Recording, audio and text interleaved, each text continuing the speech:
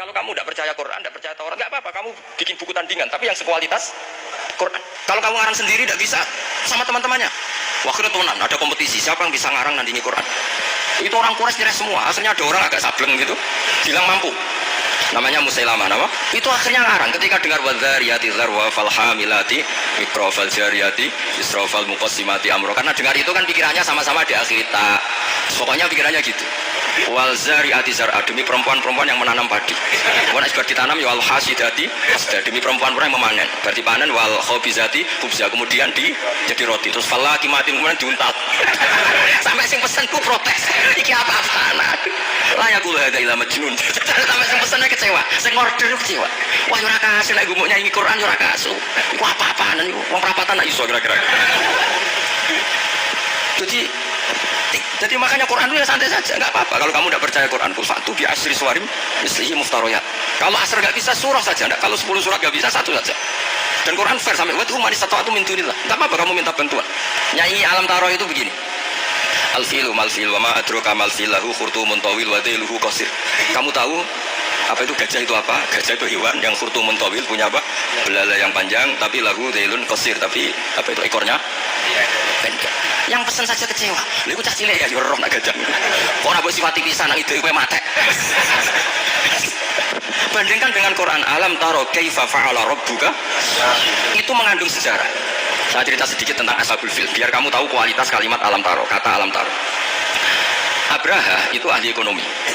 Ketika ada kafilah besar-besaran datang ke haji, ditanya itu mau kemana? Mereka haji ke Ka'bah.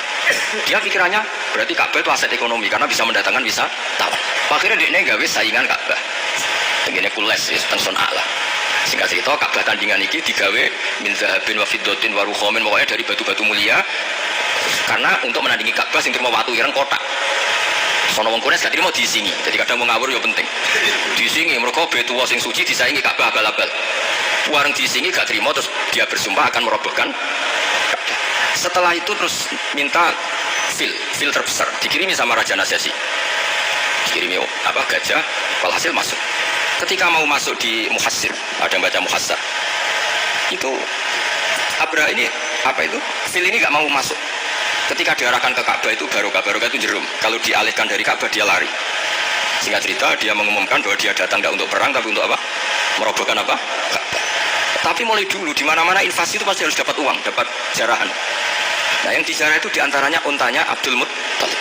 Ketika sudah dijarah terus si Abraha ini orangnya baik, sosialnya baik, tapi kafir, tapi sosialnya bagus. Dia tanya, man sayyidu hadzal wadi? Orang tertua di sini siapa? Sayyiduna Abdul Muttalib. Makanya lagi-lagi Nabi itu harus turunannya orang-orang baik. Muhammad bin Abdullah bin Muttalib itu selain orang baik itu sudah orang tokoh. Setelah Abdul Muttalib datang di perkemahan siapa? Abraha. Itu wibawanya Abdul Muttalib itu menjadikan Abraha nggak berani karena Abdul Muttalib membawa Nur Muhammad sallallahu alaihi.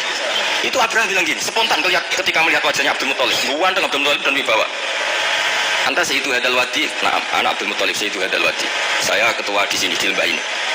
Saya sebenarnya ingin kau duduk samping saya, tapi umat saya pasti tidak terima karena ini kursi kerajaan, yang boleh duduk hanya saya. Tapi saya nggak berani duduk di atas kamu. Saking wibanya Sayyid Abdul Muttalib. Akhirnya sama-sama duduk di bawah. Sudah hormat sedemikian rupa Abraha sama Abdul Muttalib, saking wibanya Abdul Muttalib.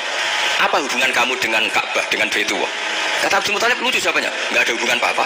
Sementing ontaku kembalikan. Kagetnya minta ampun Abraha.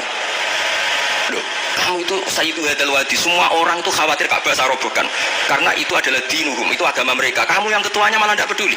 Saya ini yang punya unta itu, ini robuhunda, saya yang punya unta itu. Wali anna li hadzal baiti rabban hamahu. Baitullah itu ada yang punya, itu tidak urusan saya. Dia punya rabban hamahu, punya yang punya dan akan melindungi yang punya, itu tidak kewajiban saya. Kewajibannya yang punya. Silakan kalau mau rusak silakan, kamu akan berurusan dengan yang punya.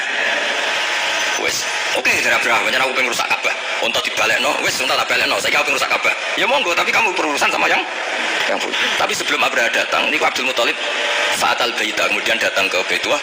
Terus beliau berdoa, ya Allah, gimana-mana orang itu ya menyelamatkan asetnya. Ya, engkau harus menyelamatkan asetmu dong. Ya santai. Oleh kamu ketinggalan ngono tok, setinggal mirip. Nah, ditinggal mirip itu Abdul Muttalib bikin pengumuman ke semua orang Quraisy, ayo ke atas gunung dan kita melihat apa yang dilakukan Tuhan kita terhadap orang yang merusak Ka'bah. Terus mereka di gunung semua, ketika Abraham mau naik, mau merusak, terus ada burung ababil. Makanya judulnya alam. Kayak apa kualitas Quran itu?